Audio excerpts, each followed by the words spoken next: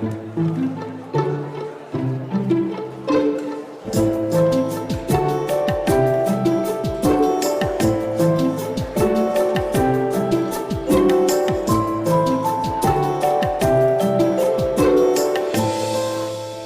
à vous d'être ici. Merci à Rachel Rosenblum aussi, parce que c'est grâce à elle qu'on est réunis et que vous êtes là. La première table ronde, pour ceux qui y ont assisté, est tournée toujours en traversant ce livre qui s'appelle Mourir d'écrire avec un point d'interrogation, tournée autour de la question de la psychanalyse et de la Shoah, qui était presque un mourir de dire, point d'interrogation. Nous allons, dans cette deuxième partie, beaucoup plus travailler sur la question du écrire. Peut-on mourir d'écrire? C'est la question que pose ce livre, que pose Rachel Rosenblum. Pour en parler, nous avons la chance d'avoir à nos côtés deux personnes voilà, différentes. D'abord, Régine Weintraiter. Je suis désolé parce que c'est mon ordinateur qui... voilà. Voilà, Régine Weintraiter, psychanalyste, anciennement maître de conférence en études psychanalytiques à l'université Paris 7 Diderot, et aussi qui a un rôle très important en tant que témoignaire, c'est-à-dire la personne qui recueille le témoignage. Vous avez notamment beaucoup travaillé auprès des témoignages de survivants de la Shoah, à la fois dans le programme de l'université de Yale et le programme des archives Spielberg, et vous continuez ce travail de témoignage auprès des survivants du génocide rwandais. Voilà, donc vous aurez... Génocide, excusez-moi. Oula, je sentais que c'était un terrain glissant. Génocide des Tutsis au Rwanda. Et nous avons à droite Ginette Michaud, qui vient de Montréal, professeure de littérature en langue française, et notamment son travail tourne autour de beaucoup de Derrida et est traversé par la figure de Sarah Kaufmann. Vous êtes l'organisatrice de journées Sarah Kaufmann qui ont lieu ici à Paris. Et Sarah Kaufmann est une des figures du livre de Rachel Rosenblum autour de cette question de l'écrire et de comment peut-on écrire. Comment peut-on écrire le récit de la Shoah ou de la survivance de la Shoah? Sarah Kaufmann est une orpheline. Et au fond, ça a déjà été un peu évoqué dans la première session, donc ceux qui sont déjà venus pourront compléter. Et au fond, le trajet que décrit Rachel Rosenblum, qui est celui de l'écriture de Sarah Kaufmann, c'est un trajet en circonvolution. Elle a beaucoup travaillé autour, sans le dire, de ce traumatisme, avant enfin de pouvoir le poser à la première personne dans son livre qui est Rue Ordonnaire, rue là-bas, paru en 1994, aux éditions Galilée. Et au fond, voilà, c'est la première question que je souhaitais vous poser, Ginette Michaud. Comment ce travail, ce parcours-là, et voilà, comment ce travail se dire, cet écrire, qui devient fatal? Merci. D'abord, je veux préciser que, est-ce que ça va? Oui. Que les journées que nous avons co-organisées, Isabelle Hulliard qui est ici dans la salle et moi, ici à Paris, se sont imposées à nous parce que depuis l'apparition de Rue Ordonnaire, rue là-bas, et aussi le suicide qui a suivi quelques mois après de Sarah Kaufmann, depuis ce moment, il n'y avait rien eu en France concernant le travail philosophique de Sarah Kaufmann, et ça nous paraissait un scandale sans nom de ne pas porter sa mémoire et d'activer les lectures, surtout autour de son œuvre. Donc, il y a eu ces 2 journées et il y a eu en juin de cette année 2019, 25 ans après, donc, un grand colloque international dont nous préparons maintenant les actes et qui devrait paraître sous peu. Et c'est un moment vraiment important, je crois, parce qu'on a tenu vraiment à associer des jeunes chercheurs et chercheuses dans ce colloque, associer aussi des critiques américaines qui s'étaient penchées sur l'œuvre de Sarah parce qu'il y a une réception américaine importante. Nous avons donc traduit plusieurs de ces textes qui avaient marqué son archive et donc je pense que ça sera un moment vraiment important sous le signe de Sarah Kaufman, philosopher autrement. Parce que Sarah Kaufman, bon, la question du suicide, nous y reviendrons. Il y a aussi sans doute beaucoup d'autres raisons qui sont significatives dans ce mouvement gênant de silence autour de son travail. Il est impossible de penser que tous aient été sidérés à ce point. Il est passé sous silence si longtemps. Donc, il y a d'autres raisons institutionnelles, mais aussi qui tiennent peut-être à l'extrême originalité de son œuvre comme philosophe et femme. Euh, Elle avait deux interlocuteurs privilégiés dans son œuvre qui étaient Nietzsche et Freud tout du long, ce qui est déjà une partition pas si simple à tenir. Elle avait aussi une écriture très percutante, ironique, piquante. Elle pratiquait aussi l'essai du côté de l'esthétique en particulier. Son premier travail était en esthétique, une lecture de toute l'esthétique freudienne.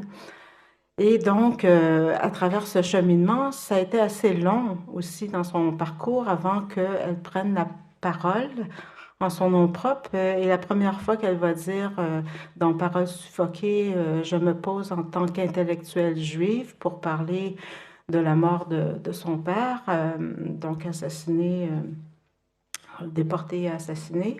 Ça prend tout ce temps avant qu'elle puisse assumer une certaine parole, si on veut, autobiographique à la première personne, si on peut dire. Je dis ça avec des guillemets, autobiographique à la première personne, parce qu'il est bien évident qu'on peut parler autobiographiquement à toutes les personnes et qu'elle ne s'est pas privée de le faire derrière plusieurs hétéro-masques à travers tout son travail, conformément à Nietzsche, qui le faisait lui-même dans Ecce Homo et dans plusieurs de ses textes, n'est-ce pas? Alors donc c'est ce mouvement 86, puis ensuite des fragments comme ça d'analyse qui auront été publiés ça et là, puis enfin la décision d'écrire une autobiographie, là encore je mets des guillemets, si on veut, sous une certaine forme continue, puisqu'il s'agit de fragments, et ça c'est très important aussi. Donc ça a déconcerté, je pense, beaucoup de lecteurs du côté de la philosophie, mais peut-être aussi plus largement un lectorat plus large qui le plus ou moins suivi peut-être dans ce parcours zigzagant.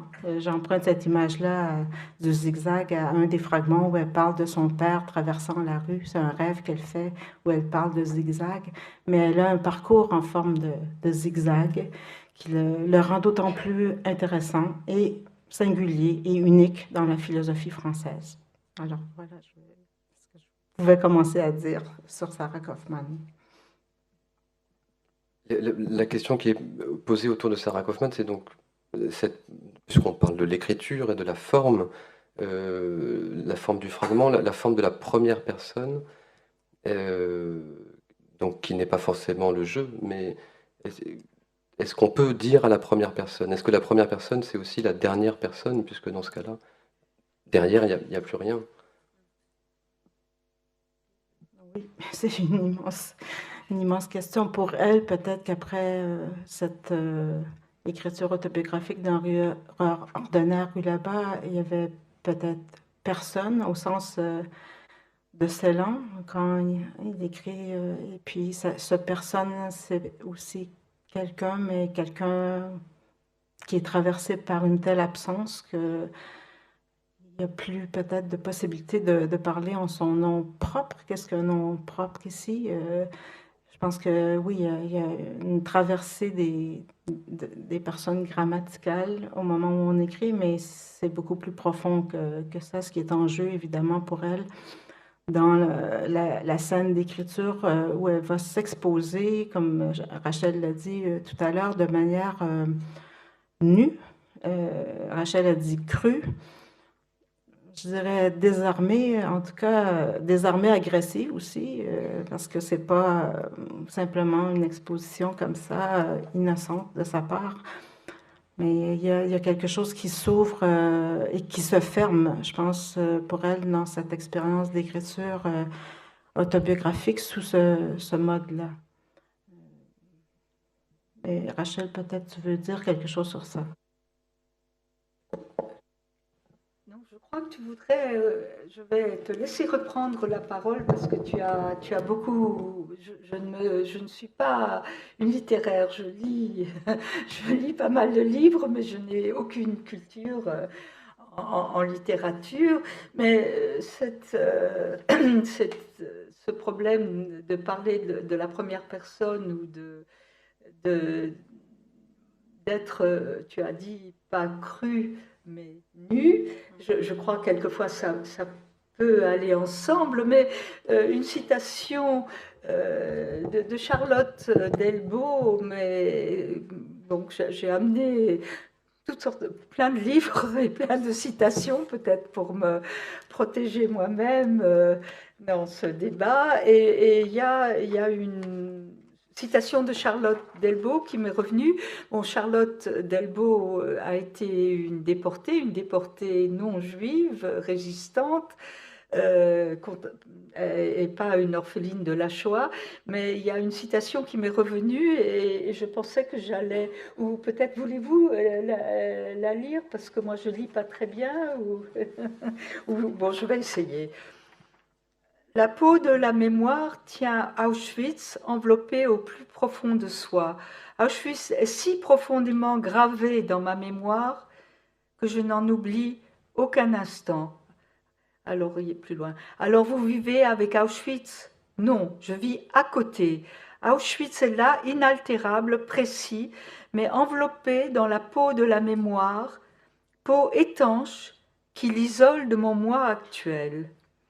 À la différence de la peau de serpent, la peau de la mémoire ne se renouvelle pas. Oh, qu'elle durcisse encore! Hélas, je crains souvent qu'elle s'amincisse, qu'elle craque, que le camp me rattrape. Alors, cette citation m'est revenue en mémoire là, mais je pense que le sens de la citation, cette peau du moi peut-être, ou cette peau dont on a parlé à la première table ronde, mais cette peau qui tombe et où on se montre dans toute sa nudité, mais dans une nudité morale peut-être aussi, parce que je crois que d'exposer ce qu'on a pu faire de mal dans la vie n'est pas toujours une bonne idée. La honte peut-être ne se partage pas. La culpabilité, elle existe bien entendu. Je ne pense pas qu'elle s'accroisse ou qu'elle diminue. Je crois que c'est plutôt le problème de la honte. Et ça, Boris Cyrulnik l'a bien vu en mettant la honte comme ça au premier plan devant ce qui exigeait une résilience. Alors je pense que dans Rue Ordinaire, rue là-bas, elle s'est exposée nue, enfin elle s'est exposée par exemple dans la tentation sexuelle que pouvait représenter pour elle la femme chez qui elle a trouvé asile et protection et pour laquelle elle s'est mise à moins aimer sa mère. Donc là, c'est la nudité des sentiments, ou ce sont des mauvais sentiments, d'écrire et de raconter comment on se détache de sa mère devant une autre n'est pas une chose innocente et n'attire pas nécessairement la sympathie. Alors, bon, je voudrais que tu continues parce que je sais que tu as beaucoup écrit. Je voudrais continuer sur cette idée du moi peau, parce que, bon, du côté des psychanalystes, c'est très important, Didier Anzieux, bon, tout ça. Mais le moi peau, je trouve que c'est vraiment intéressant. On peut le lire ici, dans ce passage-là de Charlotte Delpo, comme un vœu, comme un fantasme, mais certainement pas comme une vérité ou une réalité, parce que nous savons tous que si la peau nous enveloppe, nous contient d'une certaine façon. C'est aussi une zone frontière entre le dehors et le dedans, hein, et c'est poreux, une peau. Ça absorbe, c'est une substance. Et c'est pas si simple justement de penser que ça se durcit ou que ça peut justement devenir une armure ou une carapace, par exemple, comme ça a été le cas pour Pérec pendant de longues années au cours de son analyse avec Pontalis. Il dit bien qu'à un moment donné, le moi carapace, il a bien fallu le craqueler et que ça tombe, hein, aussi. Alors, donc, cette question du moi peau, je la trouve très intéressante parce qu'elle communique à la fois avec l'intérieur, le psychisme, c'est pas simplement physique, une image biologique du corps, mais elle communique aussi avec la question de l'écriture parce que les feuilles, le papier, c'est aussi des peaux, c'est des petites peaux, des pellicules, si on veut, qui tombent du corps aussi. Et je suis très frappée par exemple, chez les écrivains qui réfléchissent vraiment sur ces questions comme de deuxième ou plutôt de troisième génération, comme Didier Huberman dans son dernier ouvrage, mais déjà dans Écorce, par exemple, et dans le prochain qui paraît là, en février, qui s'appelle Éparse, à partir des petits papiers justement qu'il a retrouvés dans les archives Ringelblum de l'Institut historique de Varsovie, toutes sortes de petits papiers illisibles, noyés, presque impossibles à lire, hein, justement, mais il met encore donc ces petits papiers-là en rapport avec les écorces qui avaient été le déclencheur de son écriture dans Écorce. Et je trouve que c'est un rapport intéressant parce que vers la fin de ces deux passages de son entretien récent et dans Écorce, il relie l'image de la peau au derme et justement à cette partie très sensible de l'arbre libère et qui justement pose toute la question donc, de ce rapport-là à l'écriture. Est-ce que l'écriture va être une voie VOI, VOX, une voie VOIE aussi de libération, de possible passage au dehors. Aussi, au contraire, pour certains, le passage à l'écriture va être une plongée vers un gouffre qui va les laisser dans l'effroi. Puis l'effroi du corps. Il y a quelque chose du réel du corps qui reste aussi impensable. Ça a été dit tout à l'heure, la question de écrire par rapport à dire, c'est que l'écriture, tout à coup, il y a une externalité. Il y a avec cette peau surface, mais tout à coup, il y a un extérieur. Et donc la question du comment écrire, c'est aussi, elle interroge comment on entend, comment on lit, comment on reçoit, et comment celui qui écrit s'imagine qu'il peut être reçu. Et c'est peut-être aussi là qu'il y a parfois des malentendus, au sens fort du terme. Et donc là, je me tourne vers vous par rapport à la question du témoignage et de votre rôle de témoignère. C'est une expression que je trouve très belle. Voilà, comment se situe là aussi la question de l'extérieur? Parler du groupe à la fin de l'autre table ronde.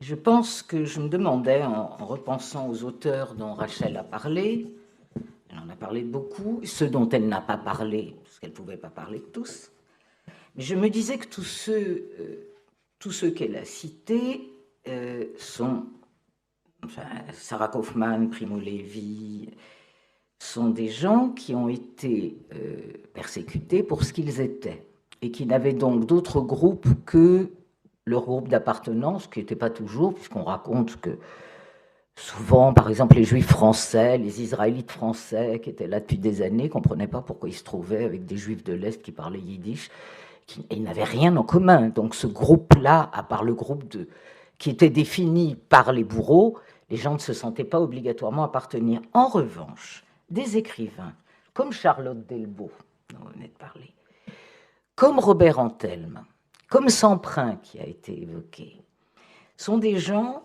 qui appartenaient à un groupe potentiel, un groupe de militants, un groupe de résistants. Delbo, elle était résistante, son mari a été exécuté. Elle est revenue avec des amies résistantes, et c'est très très important, ce groupe d'amis qu'elle n'a pas cessé de voir. Antelme, bon, on connaît l'histoire d'Antelme, mais on la connaît aussi par Marguerite Duras. Il avait un réseau, il était accueilli. Samprin dit lui-même dans une interview d'un numéro extraordinaire, un numéro hors série du Nouvel Obs d'il y a longtemps auquel j'ai participé, il insiste en disant la Shoah, c'est pas la même chose. Ce que j'ai vécu, on parle pas d'échelle de souffrance, on parle de symbolique. Et du point de vue symbolique, lui dit, moi j'ai été résistant, j'ai été pris pour ce que j'ai fait et pas pour ce que j'étais. Et je pense que les écrivains qui ont, puis je répondrai à votre question, mais je voulais, et les écrivains qui ont pu, alors j'allais dire, s'en sortir, à quel prix? Charlotte Delbo, elle parle de la peau de la mémoire, elle parle de cette peau, elle parle du fait qu'elle est devant la vie comme une robe qu'elle ne peut plus mettre, c'est-à-dire quand même, elle parle de cette marque de... Antelme écrit une très belle lettre à Dionys Mascolo, et il explique, et ça je pense qu'il faut se déprendre de l'expérience du camp, sinon on va mourir. Parce qu'il dit, dans le camp, c'était l'enfer et le paradis, et il n'y avait pas besoin de mots. Et si je veux retrouver, enfin, sa lettre est beaucoup plus belle que mes mots, mais je ne l'ai pas ici. Si je veux retrouver le chemin des vivants, il écrit ça tout de suite en rentrant. Mascolo est celui qui l'a ramené, avec quelqu'un d'autre, Mascolo est l'amant de Marguerite Duras, et il l'a ramené, il l'a sorti de Buchenwald où il était mourant. Il lui écrit une lettre de quelques pages qui est un témoignage de naissance, où il dit, il va falloir que j'abandonne cette expérience, que je la laisse de côté, que je m'en déprenne, parce que sinon je deviens psychotique ou je meurs psychiquement. Et après s'être dépris, comme il dit, et être allé et s'être soigné, etc., il écrit L'espèce humaine, qui est quand même qui est un livre magnifique. Mais là encore, ça n'est pas un livre sur la Shoah. C'est-à-dire que ne pas oublier que l'expérience de la Shoah, en ce sens, est unique, puisque les gens étaient là, je ne parle pas des Polonais, mais pour ce qu'ils étaient, et pas pour ce qu'ils avaient fait. Et les écrivains, comme Kaufmann, Lévy, et un autre que je voudrais évoquer, qui est Jean Améry, sur lequel j'ai beaucoup écrit.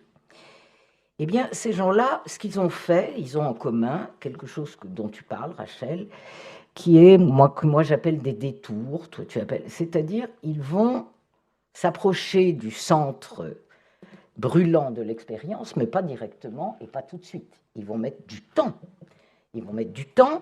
Améry met 20 ans, il dit « j'ai perdu 20 ans de ma vie, impossible à perdre ». Mais il a écrit surtout sur le jazz, il a fait des portraits, il a fait des biographies. Il n'a pas écrit sur la Shoah, il n'a pas écrit sur son expérience. Lévy a écrit, mais il a aussi écrit des tas d'autres choses. Kaufmann, vous le dites, a écrit, c'est-à-dire elle prenait ce que Janine Altounian appelle des détours. Des détours, on ne peut pas s'approcher comme ça. Et puis chacun, à un moment, s'approche. Pour Kaufmann, c'est ce moment. Et qu'est-ce que ça leur fait? Mais Améry a un grand succès avec son livre Par-delà le crime et le châtiment. Il ne s'est pas approché tout seul, c'est une demande des Allemands, de la radio, de la Rundfunk, je ne sais pas quoi, Sud-West, je ne sais pas quoi, de faire une série d'émissions. Il fait une série d'émissions remarquables et on lui propose d'en faire un livre. Et c'est un livre absolument remarquable pour ceux qui ne l'ont pas lu, où il essaye d'analyser son expérience, la torture, puisqu'il a été torturé comme vague résistant, et puis après, Auschwitz, etc. Et à ce moment-là, il commence à ne plus écrire que là-dessus, alors que pendant 20 ans, il avait écrit sur toute autre chose. Et ce qu'on voit chez Améry, qui est vraiment, il s'est suicidé, mais après beaucoup plus de temps, pas immédiatement comme Sarah Kaufmann, il s'embourbe, il s'enfonce, il fait ce que tu as cité Michel del Castillo qui dit « plus je fors dans les mots, plus je fors mon malheur ».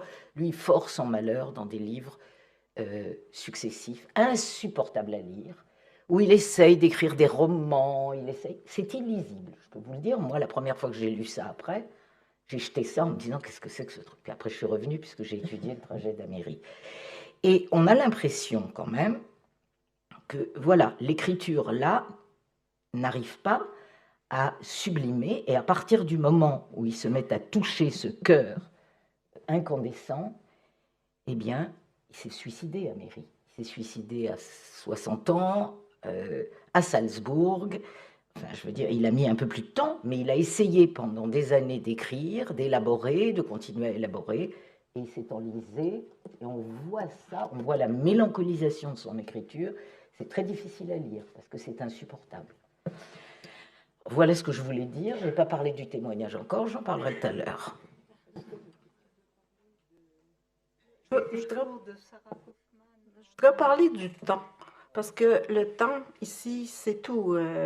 La notion d'après-coup, mais aussi celle d'avant-coup que tu évoques à un moment donné dans ton livre. Mais je voudrais parler du temps d'élaboration dans ton propre travail aussi, touchant ces questions-là. Et c'est pour ça que ce livre-là est si indiscutablement important, ton livre. Parce que, oui, dans les œuvres, il y a ce travail d'élaboration qui est très long et le fait de passer à l'écriture, par exemple, autobiographique, bon, Robert Antelme écrit le fait d'avoir trouvé les mots pour écrire l'espèce humaine m'a définitivement blessé.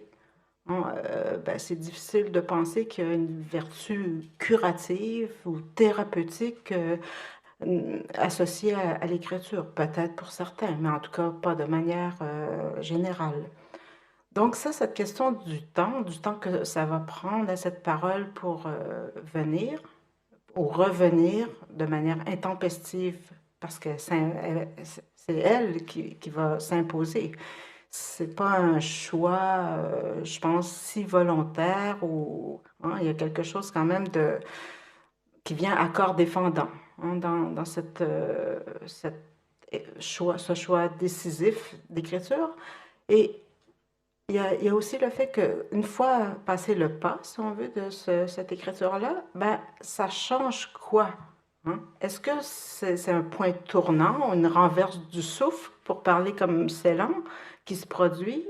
Non, pas pour la majorité des cas qu'on peut voir. Ce qui se produit, au contraire, c'est un apax, peut-être dans l'œuvre, un moment de suspension qui vient avec cette écriture-là, par une littérature sans littérature. D'ailleurs, il faudrait y venir. Quelles modalités d'écriture sont permises ou autorisées aux survivants pour écrire? Parce que c'est là vraiment très, très serré. La porte est étroite.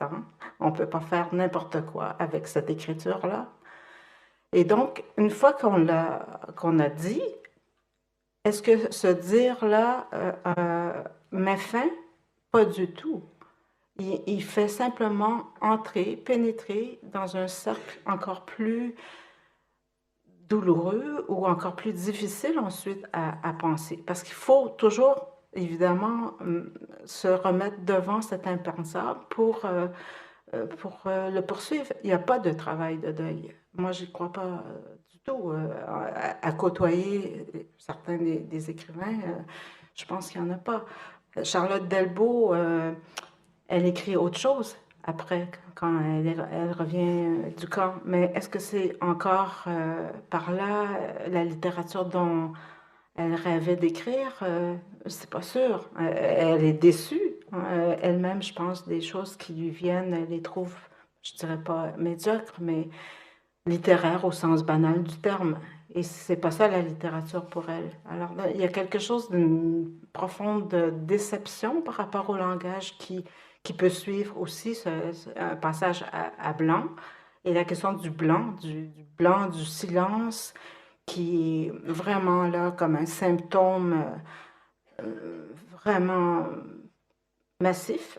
On ne peut vraiment pas le traverser. Ce blanc est tout aussi important que les mots, petits mots écrits noir sur blanc, pour parler Mallarmé, qui vont venir qui vont entretenir la blessure, en fait. Je pense que c'est ça qu'il faut voir, c'est qu'on creuse la blessure, c'est pas pour qu'elle cicatrise, ou peut-être pour un temps, la cicatriser, Mais c'est sûr que cette blessure est là pour être entretenue au sens double du terme entretenu. Et je pense pas du tout en termes masochistes là, quand je parle comme ça.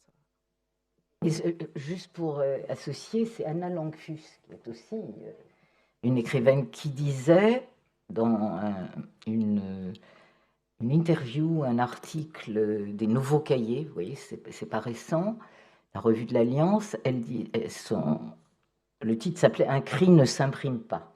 Et elle parlait de cette littérature sous condition. C'est-à-dire qu'elle n'était pas libre. Elle dit « Tout m'était donné et je ne pouvais pas en disposer ». C'est-à-dire trouver la forme. Elle a écrit du théâtre aussi.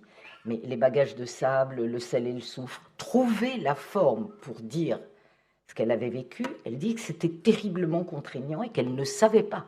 Parce que quand Rachel, tu parles de texte tuteur, les premiers, comment raconter, comment dire, et ça c'est une question que les témoins oraux ont aussi à affronter, comment est-ce qu'on dit, dit Primo Levi, comment raconter la démolition d'un être humain? Est-ce qu'il y a des formes? Alors tu parles de texte tuteur, tu dis que, au fond, ces auteurs, mais peut-être tu vas le dire mieux que moi, se sont abrités, appuyés, étayés. Enfin, je n'ai pas étudié Jean Hamry, enfin, je sais ce que tu as écrit qui est très, très, très intéressant. En ce qui concerne bon, deux des écrivains que j'ai travaillé un peu plus, c'est d'une part Sarah Kaufmann, d'autre part Primo Levi et Georges Perec.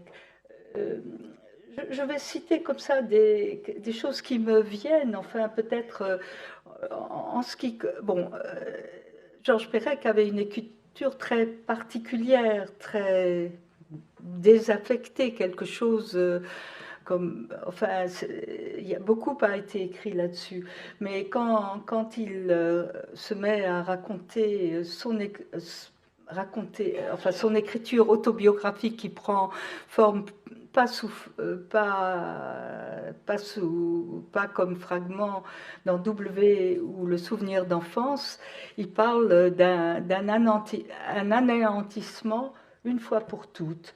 Je pourrais aussi citer, enfin, tout à l'heure nous parlions des échanges entre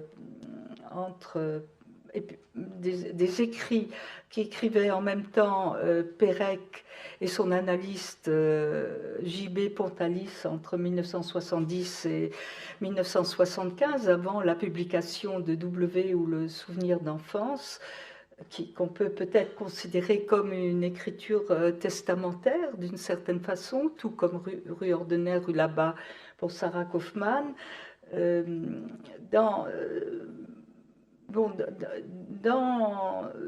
Il s'agit d'écriture quasiment théorique. Hein. Pontalis a été le troisième analyste, si on considère la psychothérapie de Pérec à son adolescence comme une analyse, peut-être ça en était une. C'était quand même une psychothérapie d'adolescent après une fugue. Il a eu ensuite un autre analyste qui a été Michel Demusan pendant 2 ans, très jeune, il avait une vingtaine d'années. Et son troisième analyste a été Pontalis. Sur l'analyse, il y a 6 ou 7 écrits, mais beaucoup d'entre vous les connaissent dans la salle de Pontalis, et Georges Perec porte différents noms, Paul, Simon, Stéphane. Et par exemple, Pontalis publie, surtout dans la Nouvelle Revue de Psychanalyse, Pérec répond dans cette même revue, mais avec une écriture très à distance, par exemple, de son trauma, en décrivant les vues de la place d'Italie, des choses peut-être un peu comme l'écriture des Corses pour Didier Huberman, mais enfin en décrivant des images. Hein. Mais il publie également à la même époque, enfin d'une part un texte disant que la psychanalyse a été un miracle pour lui dans les lieux d'une ruse. Pontaliste écrit en même temps un autre texte aussi où il parle de miracle, où les mots enfin parviennent, disant la douleur de Pérec pouvant revivre dans le transfert quelque chose d'un amour maternel perdu quand il avait 5 ans et qu'il a été, j'allais dire déporté, envoyé dans des maisons d'enfants. Mais Pérec parle de miracle dans un texte, dans un autre texte, au contraire, il parle d'une reddition à la mort quand cela se produit. C'est-à-dire que devant la retrouvaille de la douleur que ça a été pour sa mère, quelque chose se fissure en lui, je pense, car il écrit un texte sur l'ouverture de la crypte, ouverture qui est une reddition à la mort. C'est un texte qui pastiche des écrits de la même époque de Marika Torok et de Nicolas Abraham, l'écorce et le noyau. D'ailleurs là, il est question aussi d'écorce et de noyau, d'écorce, tout comme dans les textes de Didier Huberman, qui lui est quelqu'un de la seconde génération, quelqu'un qui est né en 53, je crois. En ce qui concerne Sarah Kaufmann, je le rappelle là parce que je crois qu'il y a certains d'entre vous qui connaissent mieux que moi l'œuvre de Sarah Kaufmann, comme Isabelle Hullern et toi, Ginette Michaud. Mais moi, j'ai étudié un peu, mais je lisais avec plaisir ces textes théoriques sur la psychanalyse, sur la psychanalyse, l'enfance de l'art par exemple, l'énigme de la femme par autre exemple, enfin pourquoi rit-on qu'elle m'avait offert avec une dédicace, tout ça c'était des écritures théoriques où après coup on a pu voir des expressions du trauma, mais elle ne parlait pas d'elle, elle en parlait à nous, ses copains, hein. Nous étions des copains, des amis de séminaire, pas des amis intimes, et elle parlait de son trauma en l'exprimant par des questions philosophiques, hein, ou des questions sur la théorie de la littérature, des questions sur la théorie psychanalytique. Elle était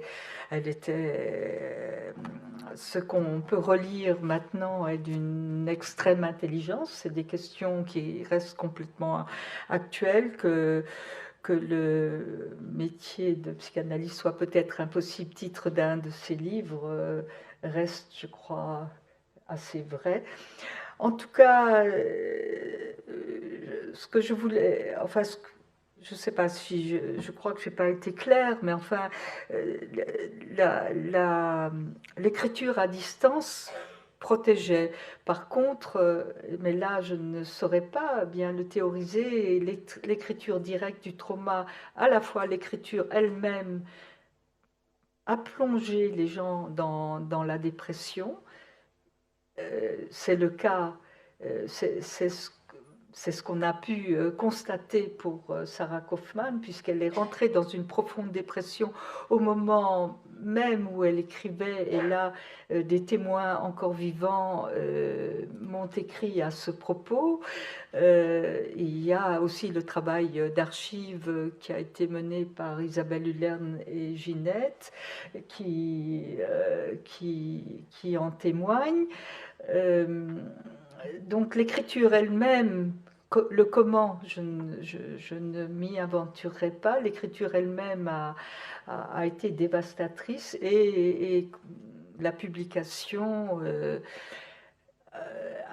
a précédé le suicide. Maintenant, la causalité, évidemment, reste indécidable. Gilbert Yatkin et Ginette Michaud l'ont dit. Quant à moi, j'aurais voulu que mon livre, au lieu, n'ait pas cette belle couverture de fil rouge. J'aime beaucoup cette citation, mais aurait pu être une couverture de points d'interrogation en tout entière. Je disais à des amis il y a quelques semaines que je faisais partie du peuple des questions ou du peuple des points d'interrogation.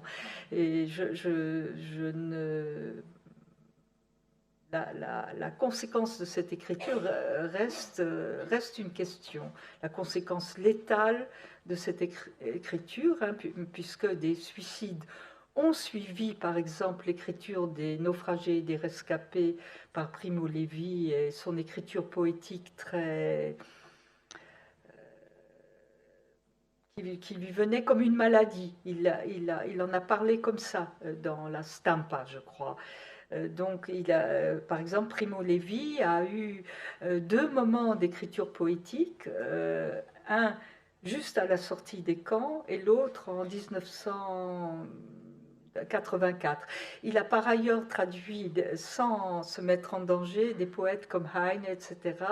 Là, le danger n'était pas là. Par contre, l'écriture poétique, la deuxième phase d'écriture poétique a accompagné, provoquer, point d'interrogation, sa dépression. Bien entendu, c'est une question à laquelle on ne peut pas répondre. Hein. Alors peut-être qu'il y a quelque chose de semblable à cette maîtrise dont on fait souvent, que Paul Denis rappelait à la première table ronde, de cette maîtrise de la vie quand on se suicide. C'est parfois un acte volontaire, souvent non, c'est un raptus et peut-être qu'en se tuant, les gens ne pensent pas qu'ils vont mourir. Hein. On le sait parce que parfois les gens se ratent et ils le disent après, donc c'est pas... Je n'invente pas, mais on peut penser que c'est une ultime, que c'est d'une certaine façon, Paul Denis parlait de testament, mais c'est un testament autobiographique, un acte de maîtrise et une façon de dire au monde, voilà pourquoi. Je m'arrête.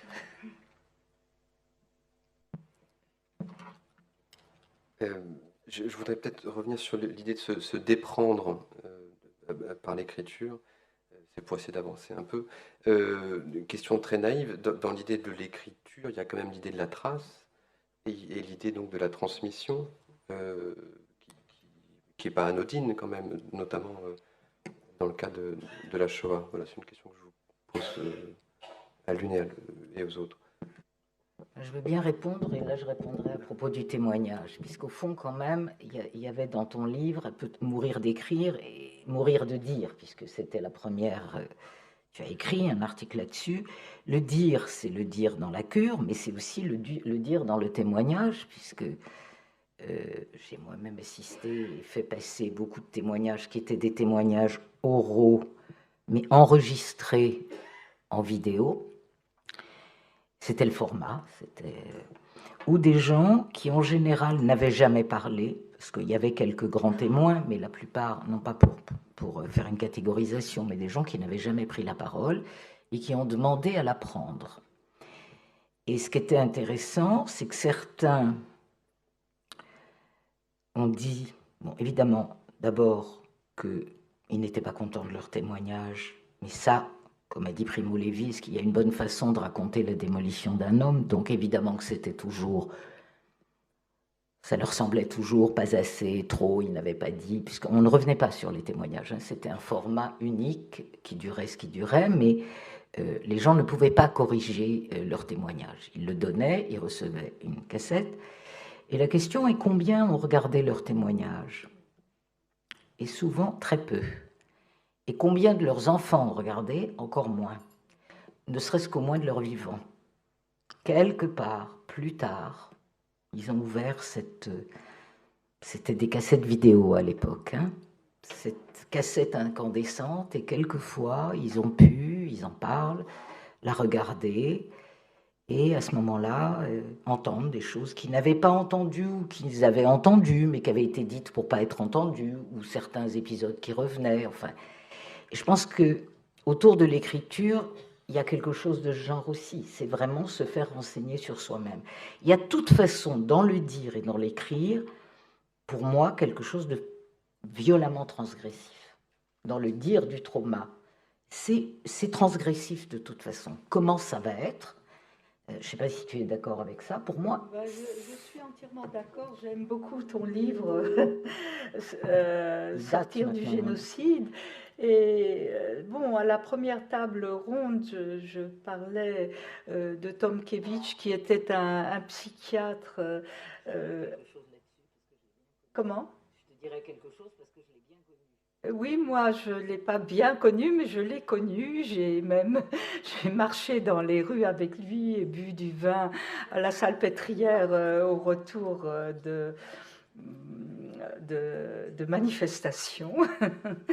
Et je ne l'ai pas bien connu, mais je racontais ce que Michel Vernant m'a raconté, ce que Daniel Kupferstein a pu mettre, a fait un film avec Michel Vernant, et Michel Vernant a fait un livre qui va ressortir bientôt, L'adolescence volée. Dans ce livre, il parle, s'il écrivait, il crèverait. Et par ailleurs, il a raconté comment il a hurlé et raconté sa vie en le racontant, en l'enregistrant au magnétophone, hein, et qui n'a jamais pu réécouter cette bande. Je crois que c'est Michel Vernant, la première, qui m'en a parlé, mais toi qui le connais bien, tu en diras plus. Bon, je finis. Non, je finis pas ma phrase. Tu as envie de parler, vas-y. Pour dire que moi, j'ai connu Tomkiewicz plutôt vers la fin, au moment où je commençais les interviews d'Yale. Il travaillait, enfin, il était hébergé dans le centre de thérapie familiale où je travaillais. Eu égard à sa personnalité, on lui avait donné une pièce. Il était provocateur en diable. Et moi, il me disait, mais t'es trop juive, et qu'est-ce que tu vas faire? Et qu'est-ce que c'est que ces histoires? Mais qu'est-ce que tu vas encore t'occuper de ces vieilleries, etc. Et puis on terminait le samedi midi en général, et on était tous les deux dans le centre. Et après, il disait, tu veux pas picoler un peu et qu'on parle? Alors je disais, d'accord, et on parlait. Mais qu'est-ce que tu interviews des témoins? Ça n'a aucun intérêt. D'ailleurs, moi, je parlerai jamais. Je lui dis, mais je t'ai rien demandé, je te le demande pas. Tu veux pas m'interviewer? Je dis, sûrement pas. Alors, et il m'a parlé de cette cassette. Il m'a dit tout de suite après, je l'ai mise au fond d'un tiroir, et tu sais, c'est tellement atroce, je ne peux pas me réécouter. Et il m'a dit, tu veux pas écrire un livre avec moi? Et je dois dire que j'ai dit non. Alors j'ai peut-être raté l'occasion de ma vie. Non, on se connaissait, je n'ai pas eu envie d'écrire ce livre avec lui. Et peu après, il s'est mis à l'écriture de l'adolescence volée, mais il m'attaquait beaucoup, ça l'intéressait beaucoup ce que je faisais autour du recueil de témoignages. Mais qu'est-ce qu'ils ont à raconter? Pourquoi tu vas les interviewer? Et qu'est-ce qu'on a besoin de remuer cette merde? Et en fait, il était très travaillé par cette histoire. J'ai envie d'ajouter une phrase. Au cours d'une autre rencontre, tu parlais de la nécessité des médiations. C'est en enregistrant avec Michel Vernant que Michel Vernant a écrit ce livre. Hein. Donc ça a été un livre écrit avec un étayage. Hein. De même, j'ai une patiente dont je parle dans ce livre avec son accord, et elle m'a dit qu'elle avait envie que j'en parle, tout le monde a été déporté en 2 fois quand elle avait 2 ans, puis ensuite 3 ans, et elle a eu la chance de se choisir elle-même, dit-elle, d'une mère adoptive très belle, et c'est une personne particulièrement courageuse et belle. Elle a été très jolie. Elle a été très jolie. Et donc, la vie s'est quand même bien passée pour elle. Mais si j'en parle là, c'est qu'elle elle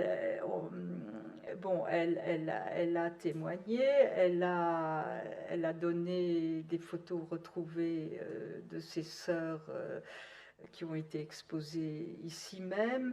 Et elle a écrit un livre avec une journaliste. Et ce que j'ai trouvé très parlant, si on peut dire, c'est que c'est quand elle s'est mise à lire le livre dans la salle de bain que les larmes sont montées, comme si c'était comme si c'était l'histoire d'une autre. Et en lisant son livre, elle s'est rendue compte, que c'était sa propre histoire. Je crois que c'est quelque chose aussi qui arrive en analyse, hein, quand des gens ont eu des traumas particulièrement violents. C'est de se dire, ah bon, c'est vraiment à moi que c'est arrivé, mais au fond, c'est pas si mal ce que j'ai fait. Enfin, bon, c'est compliqué, mais moi, je n'ai pas eu des terribles malheurs chez mes patients. Je ne sais pas, mais je pense qu'il y a quand même, les gens peuvent se réapproprier leur propre histoire sans nécessairement en être dévastés, heureusement, sinon j'aurais abandonné ce métier depuis longtemps. Mais c'est parce qu'ils ont un autre. Et c'est ça que dans le témoignage, c'est peut-être une vision iréniste. Dans le témoignage, ça n'était que des amorces. Les gens ont souvent témoigné, puis après ils ont commencé à écrire pour leur famille. Alors pas des ouvrages toujours publiés, mais des choses à compte d'auteur, ou à en ressortir, parce que souvent ils avaient écrit, puis ils avaient mis dans un tiroir parce que personne ne voulait le lire, ou parce qu'ils avaient l'impression que personne ne voulait le lire. Ils disaient que personne ne voulait le lire, que la famille ne s'intéressait pas. Je pense qu'eux n'osaient pas le donner, ils ne voulaient pas traumatiser, et les enfants n'osaient pas demander. Mais souvent, ça a relancé quelque chose, parce qu'il ne faut pas rêver. Ce n'est pas un témoignage de 4 heures qui fait des miracles, mais ça leur a redonné quelquefois une envie de continuer, d'aller témoigner, de parler un peu plus, de parler avec leurs enfants. Ils venaient tous en disant les enfants, ça ne les intéresse pas. Et on entendait les enfants qui disaient mais il ne veut pas parler. Alors bon, on est toujours et on a peur de le blesser. Mais alors parce que souvent on m'a dit mais enfin les témoignages, mais à quoi ça sert? Tu penses qu'en 4 heures ils vont dire toute leur vie? Mais bien sûr que non. Puis ils disent ce qu'ils veulent. Alors ils avaient quelquefois des récits tout faits et puis qui répétaient, ou au contraire des récits. Et moi, tu parlais de la honte. Et moi, je pense qu'il y a quelque chose avec le honte. Moi, j'ai vécu quelque chose d'extraordinaire dont je voudrais parler. Il va y avoir une expo sur la voix des témoins et j'espère qu'il y aura un extrait du témoignage de ce monsieur. J'en parle dans mon livre, je crois, mais c'est un juif résistant, d'une famille de résistants. Et je peux dire son nom parce que ça a été publié et son témoignage a été très important pour la famille, qui puisse raconter ça. Il s'appelait Serge Lamberger et qui était un homme magnifique, et j'ai eu la chance de l'interviewer. Ce monsieur, donc, qui était très beau, hein, avec des beaux yeux bleus, vraiment il me plaisait beaucoup, ce monsieur. Il était beaucoup plus âgé que moi, il était charmant et il a fait beaucoup de choses. Et il raconte, et là je me souviens de ce passage comme hier, il dit à un moment, on est sorti dans un des commandos, vous savez, pour aller abattre des pierres, pour aller casser des pierres. Puis le SS, en début de colonne, a dit à celui qui était devant moi, tu te mets à genoux, tu aboies comme un chien, et tu manges le mulot qui passe ici, qui est vivant. Le type a hésité une seconde, le SS l'a flingué. Et il dit, et c'était mon tour, j'ai pas eu le temps de... Et alors il dit, vous voyez madame, je me suis mise à genoux, j'ai aboyé comme un chien, et j'ai mangé le mulot parce que je voulais vivre. Je trouve que c'était tellement extraordinaire. C'est ce passage qu'ils ont passé au moment de son enterrement.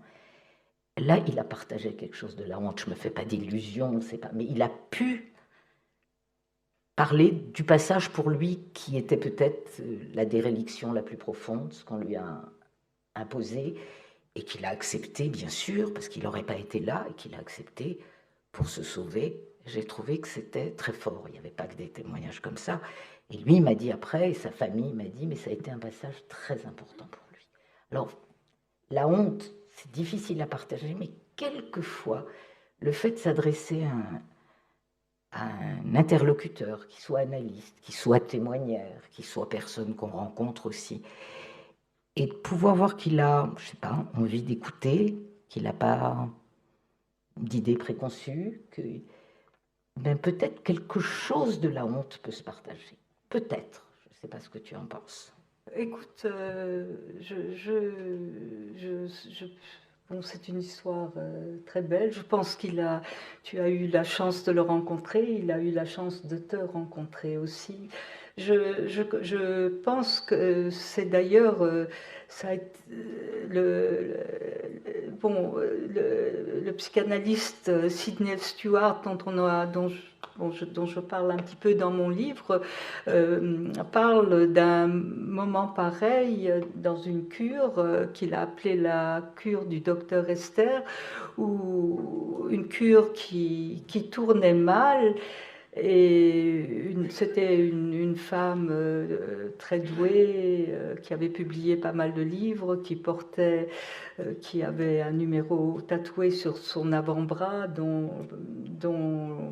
le père et la mère dont le père avait été tué à Strasbourg et déporté, et elle était au camp de concentration avec sa mère et sa sœur, et elle avait pu sortir du rang qui conduisait au four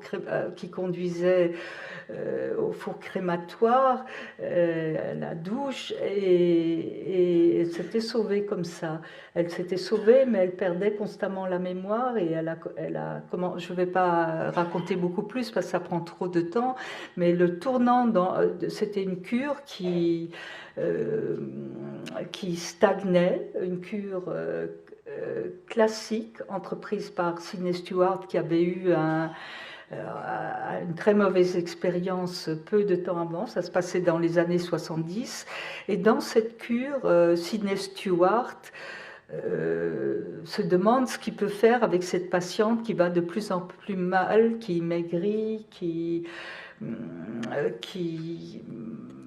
se détériore, et écrit-il, parce qu'il semblerait que la réalité soit encore autre, il écrit qu'il a eu un rêve la nuit où il se voit lui-même dans un camp de concentration, pas en Pologne, au Japon, en Mandchourie exactement, où quelqu'un est en train de prendre la timbale de riz avec des asticots des mains d'un mourant, et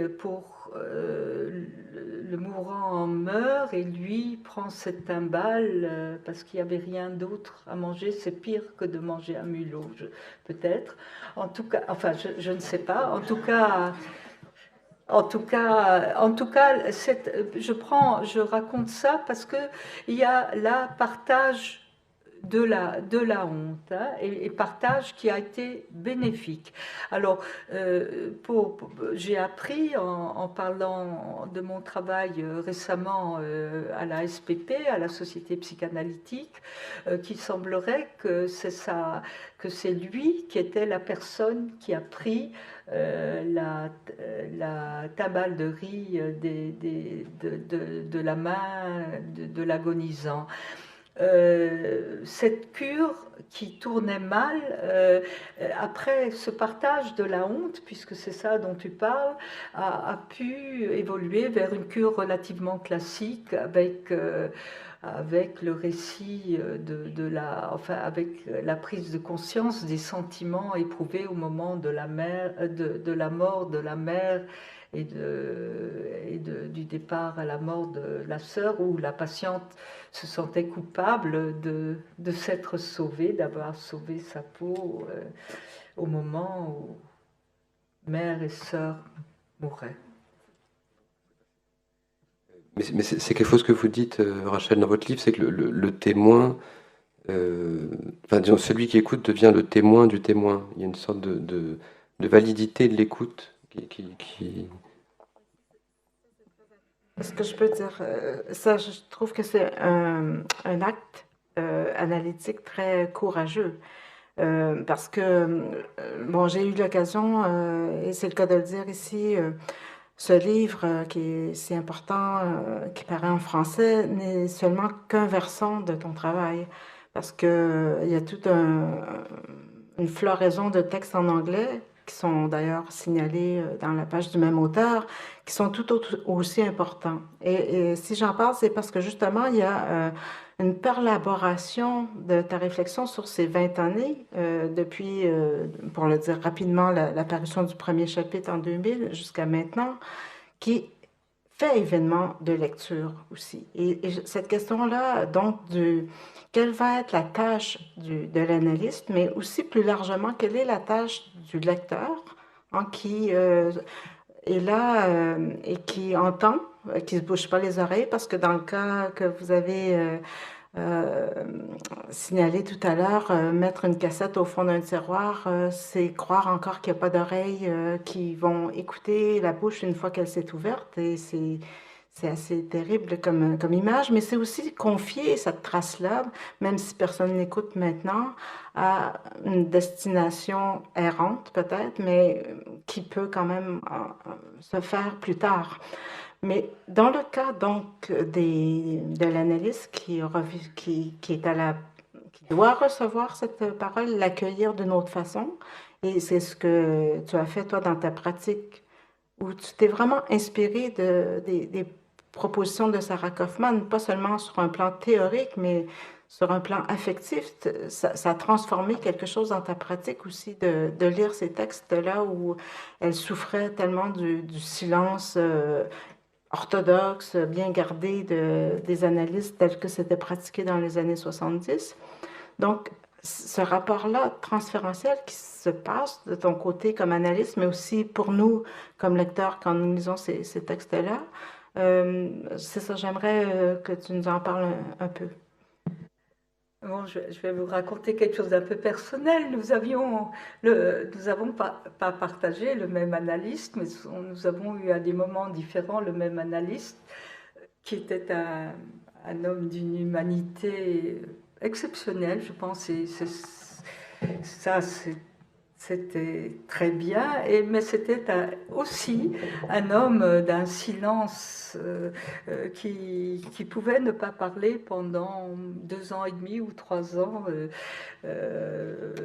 J'étais très jeune à l'époque, hein, et j'étais pas, j'étais en cours d'études de médecine, et bon, les choses n'étaient pas faciles, et Sarah Kaufman, elle a écrit dans certains, c'est des écrits publiés dans des petites revues, à quel point ce silence très long était quelque chose d'insupportable pour elle. Elle écrit alors tout ce que je disais, c'était de la merde. Je crois que c'est ça qu'elle a écrit.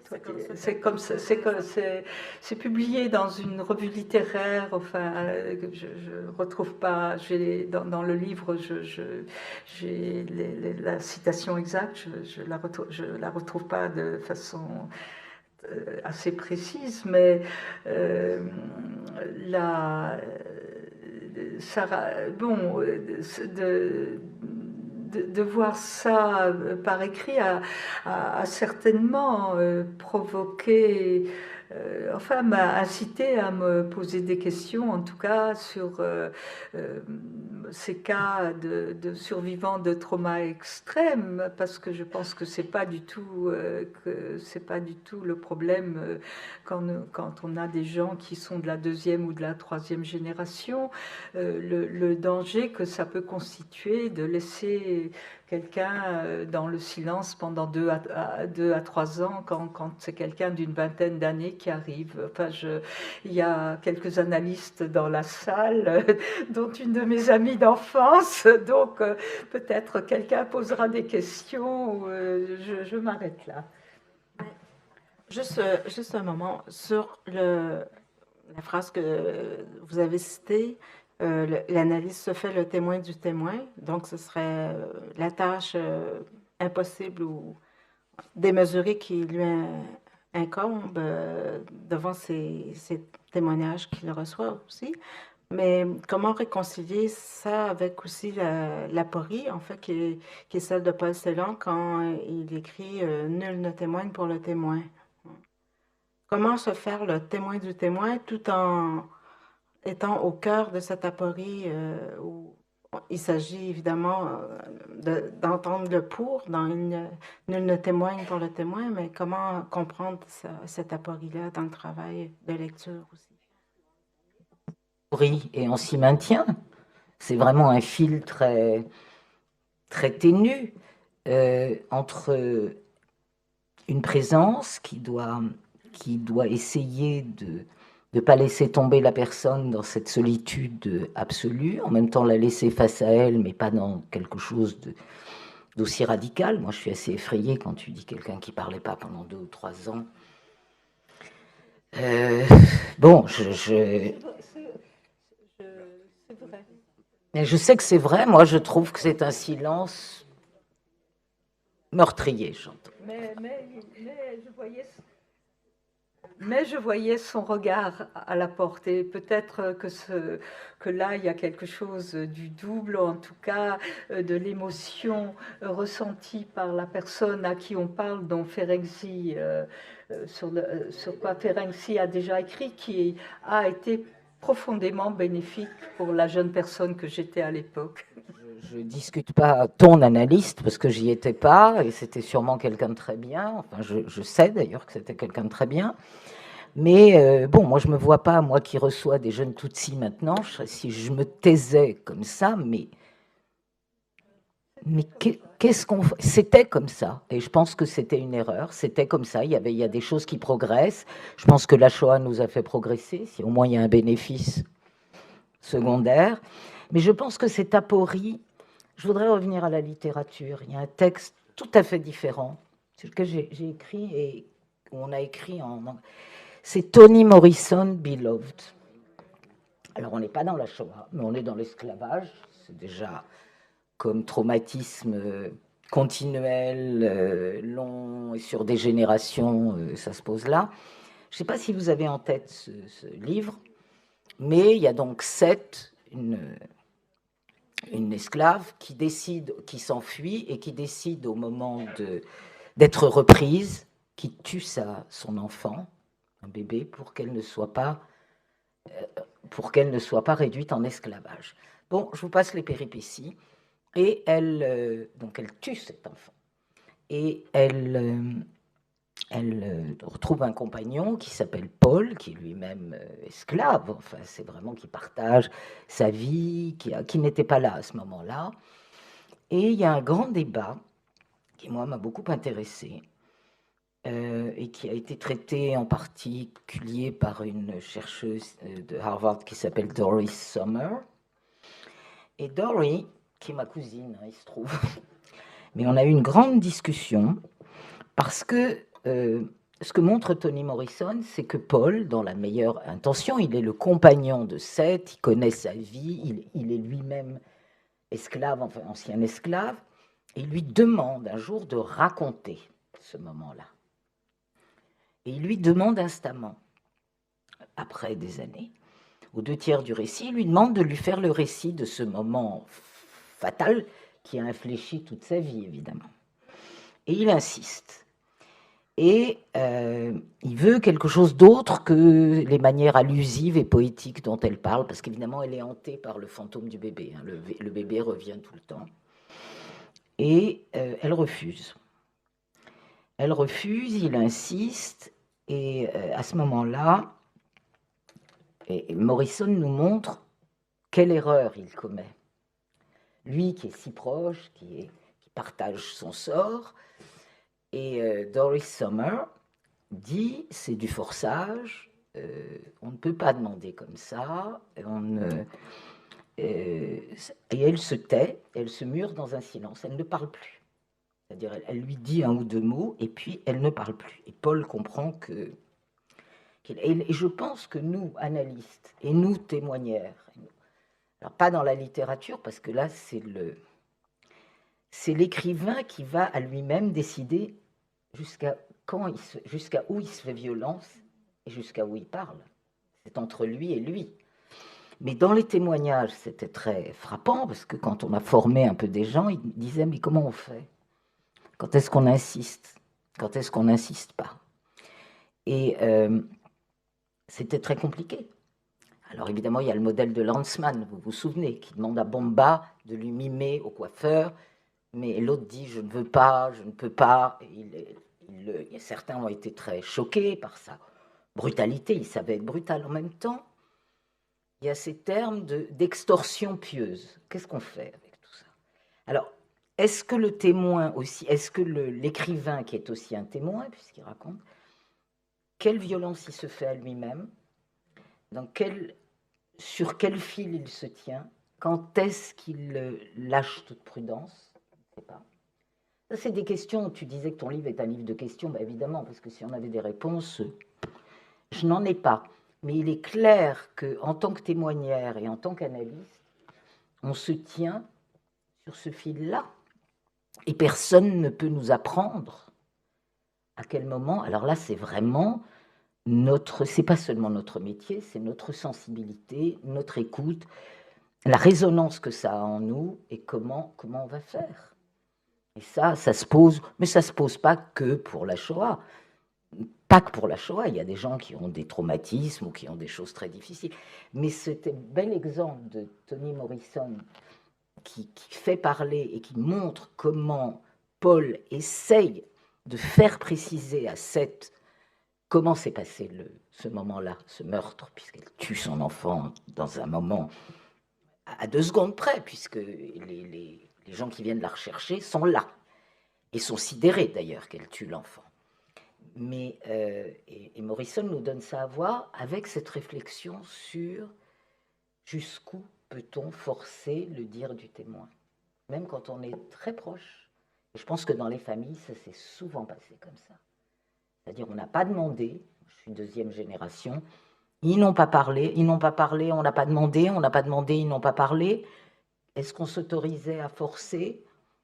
La réponse pour moi est non, c'est pour ça que j'ai cherché dans d'autres témoignages et même dans d'autres civilisations, puisque je travaille beaucoup maintenant avec les Tutsis rescapés, cette idée de se faire enseigner. Mais je pense que pour l'auteur, il est à la fois celui qui renseigne, celui qui se fait renseigner, celui qui décide. Est-ce qu'à certains moments ça lui échappe? C'est vous la littéraire. Est-ce que ça lui échappe? Est-ce que... Voilà. Oui, ça lui échappe aussi. Heureusement, parce que c'est pas... et c'est unique à chaque fois aussi, là, pour chacun. Bien sûr. On est donc revenu à la littérature, de même qu'il a été question de littérature dans la première session, il a été aussi, voilà. On est obligé de suspendre là ces questions et ces réflexions. Voilà, Julie, voilà, c'est ça. Il y a un temps. En fait, c'est pas tout à fait fini parce que donc Rachel nous a concocté une 2e surprise, de nouveau en chanson. Donc je vais demander d'accueillir Racinta. J'espère que je l'ai bien dit cette fois-ci. Racinta.